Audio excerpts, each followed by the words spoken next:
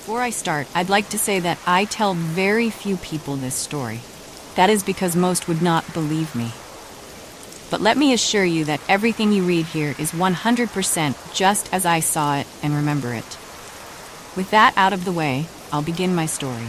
It was 2 summers ago, so I would have been about 13 when it happened.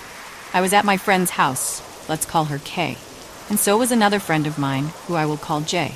We were bored with nothing to do in the house when Kay got an idea. Kay had been getting pictures of orbs, some of which I have because she uploaded them on my computer, all down her driveway and in the woods by her house at night, and she wanted to investigate. I, being the huge fan of the paranormal that I am, was automatically in. Jay, who at the time did not believe in the paranormal, tagged along to humor us. So we gathered my laptop, a camera, and mine and Kay's phones, and left Kay's house to walk down the driveway. She lived on a big piece of land, and it was a very long driveway. We stopped about halfway down it, out of earshot of both houses. Her grandmother also had a house on the land, but closer to the road. We had to do it this way because her mother was very superstitious about these things. I remember her not even letting us watch movies involving possessions or demons in the house because that was just asking for something bad to happen.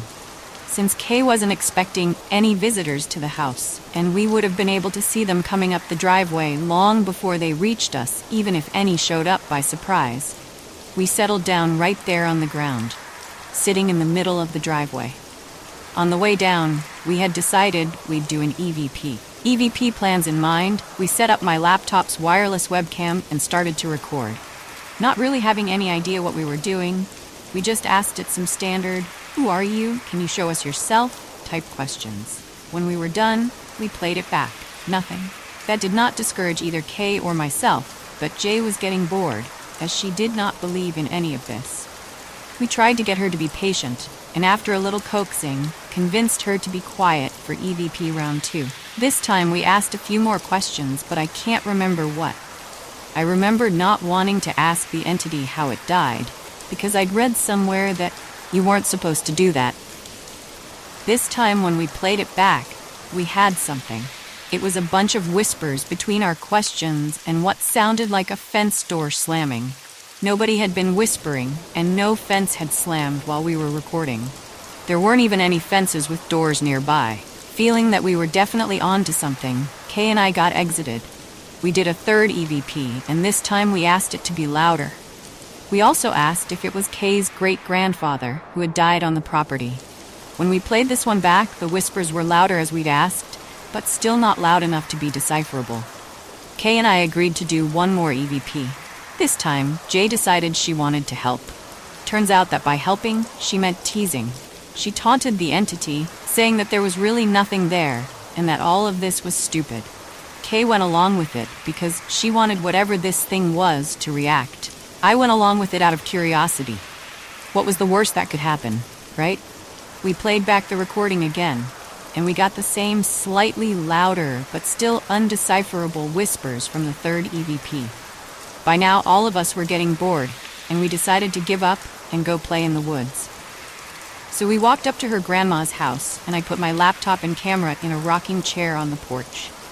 Kay and I kept our phones on us, and we went to play in the woods. Jay ended up chasing us with a spray bottle of water as Kay and I ran through the woods, laughing and screaming. Everything was great until Kay realized her phone was no longer in her pocket. She panicked, knowing her dad was going to be angry if she lost the phone she'd just gotten. She also knew she wasn't going to get a new one because her SIM card was in this one. She asked me if I'd seen it fall out of her pocket, and I said no. If it had fallen out, I would have seen it or stepped on it because I had been running directly behind her in very densely packed woods. Kay still freaking out, we all decided to look for it. We'd been looking for it for about 5 minutes when I saw something that would change my life forever. This is where it gets unbelievable. It started out as just a blur in the corner of my eye. At first, I paid it no mind. I was on a mission to find Kay's phone, and I thought it was her dog, who liked to come with us on trips into the woods. It was a few seconds before it registered in my mind that Kay's dog had gone missing a week ago. I snapped my head up the other girls paying no attention to me as they were digging around in fallen leaves for a lost phone. What stood in the clearing a few feet from me is something I will never forget.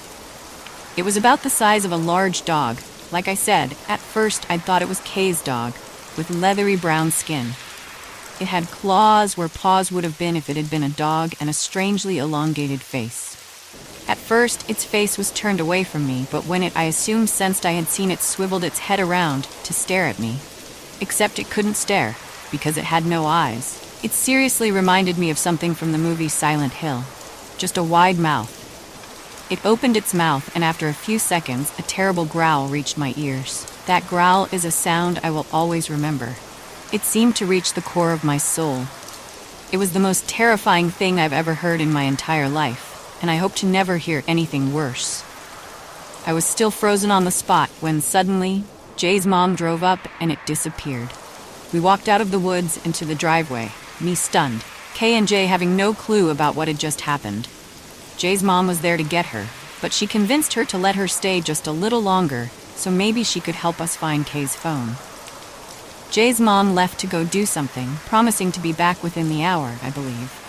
Still sort of in shock, I followed the other two girls back into the woods, even though something deep within me told me not to. That was when I heard a second growl, and so did everyone else. We all looked at each other, and I quickly told them how I'd seen something, but I kept a lot of the details to myself so I didn't sound crazy. At this point, Jay was probably scared because she had heard the growl this time. Kay was definitely scared too, but torn because she wanted to find her phone. I told her I wasn't helping anymore, I was sorry, and went and sat on her grandmother's porch. To this day, we rarely talk about what happened. Nobody ever found the phone, and it was half-jokingly agreed upon that whatever that thing was, it stole Kay's phone because we'd goaded it on with the EVP. Whether that is true or not, I will never know. I hesitate to call this thing a demon, because that sounds to so many people like something that's not real. But with the fear it gave off, it's the best word I have to describe it. If it makes any difference, just a couple months ago, I found out from my history teacher that the road Kay lives on was KKK territory back in the day, and that many people were hung out there,